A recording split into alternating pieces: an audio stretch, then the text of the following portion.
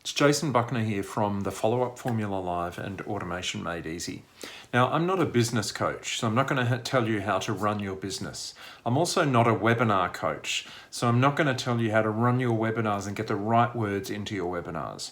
What I am, however, is a follow-up and automation expert, follow-up and automation coach. So I'm going to tell you how to follow up your webinar registrants to get more sales and more conversions as a result of that.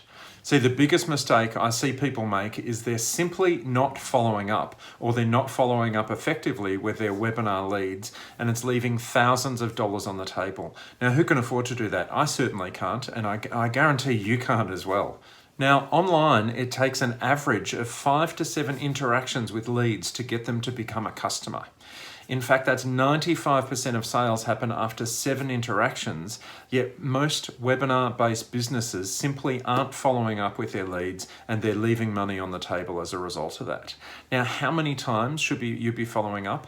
Well, 5 to 7, absolutely, as a minimum to build those relationships. So there's 2 different types of follow-up that we can take to get the best results. The first one is the action-based follow-up, which is follow-up based around webinar registrants either taking action or not taking the action that we want them to take. And then there's content-based follow-up for in between those action points to nurture and build a relationship. So first we follow up based on the action, then we drip feed the content-based follow-up every 24 to 48 hours to continue building that relationship. Let's take a look at some stats and see why it's so important to get this follow-up implemented as soon as you possibly can in your webinars. Thanks for staying with me. Now, the webinar stats, these are some average webinar stats that helps you put in perspective why it's so important to be following up around the webinar registrants, or following up with the webinar registrants. So we have a 45-minute webinar, which is the optimum time for a webinar to get conversions. And you can have a look here, you can see we've got, in this case, we've got 519 registrants, about 40% sign-up rate, which is good conversion from that page, a warm list here. Then we've got 165 live attendees, so only 31% at this stage of people have actually turned up to the webinar. But this is where the stats get interesting.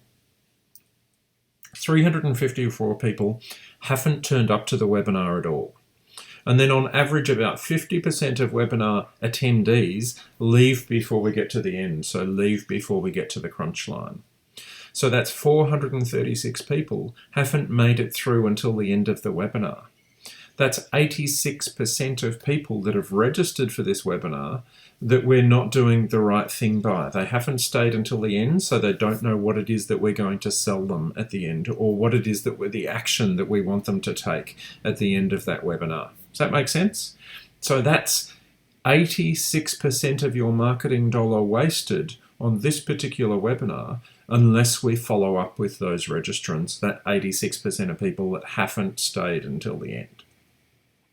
Let's look at some more stats, a little bit better stats in this one. So if we have a look here, 221 registrants down here, and then we've got a 46% sign-up rate, which is great for that particular page, getting people to register. But it's this that's the most important one, live attendees. 143 live attendees, which is about 65% of people actually showed up for this one. Let's have a look at the stats on that one as well. So 78 people didn't show up. That's 71 on average, about 50% leave before the end, leave before the crunch time. That's 149 don't get to the end of the webinar. So that's 67% in this case. Even with a webinar where the show-up rate is so high, nearly 65%, it's still 67% of people that have registered for it haven't made it through to the crunch time, haven't made it through to the end of the webinar where we can tell them about the action that we want them to take.